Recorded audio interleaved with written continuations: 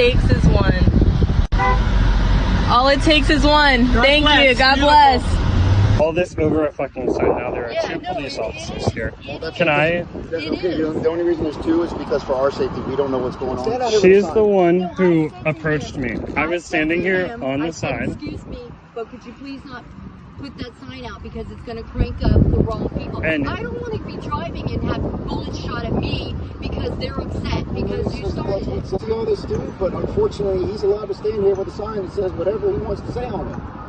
I'm just upset because I don't want to get caught if they start rioting because of your sign. I'm also upset because black and brown lives are at risk every single day in this country. You know what, everybody's life at risk, so let's not. That's right. Well, thank you for both sides. Right. Both sides. And we need to appreciate everything they do. Okay. So it says Black Lives fucking matter. Wow, okay. That word too.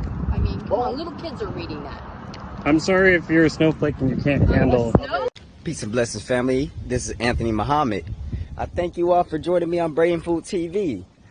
Just yesterday, I decided to wake up and deal with the Karens of the world and the mindset of white supremacy that is upon our people to help you with your responses and giving knowledgeable, intellectual responses to the ignorance that they may throw at you. As you can see, the mindset of Karen in this video, she is expressing that she in fact does not want to help solve the problem of what's going on, but she doesn't want to be driving and have bullets shot at her because they're upset.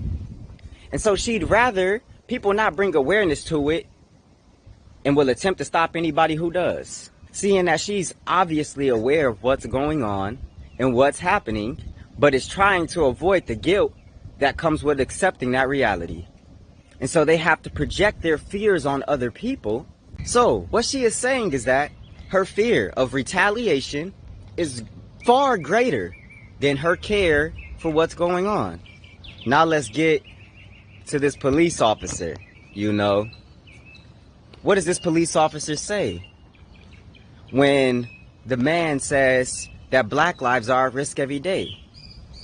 He tells the man that everybody's life is at risk.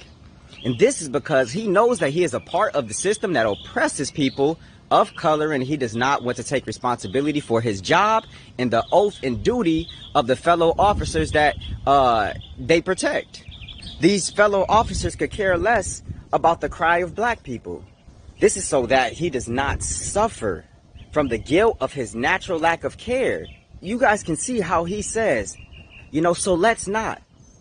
What is he trying to say by that? Let's not force me and the fellow officers who feel like me to give a damn about the situation. Let's not specifically talk about the injustices of black and brown people from the police because it makes us look bad. Now you see the psychological effect behind the things that they tell you. Do you see what truly happens to the world and the mindset of white supremacy when the black man and woman of the planet Earth starts to ask for their freedom, their justice, and their equality? So you can see that naturally the mind of some white folks aren't set up to accept that nor give you that. I, in the Nation of Islam, have been preaching to people to separate. Separate your educational system. Separate your mindset. Separate your location so that we do not get caught up in this entitled mindset of the white supremacists. Peace and blessings, family. Thank you all for joining me on another short segment of Brain Food TV.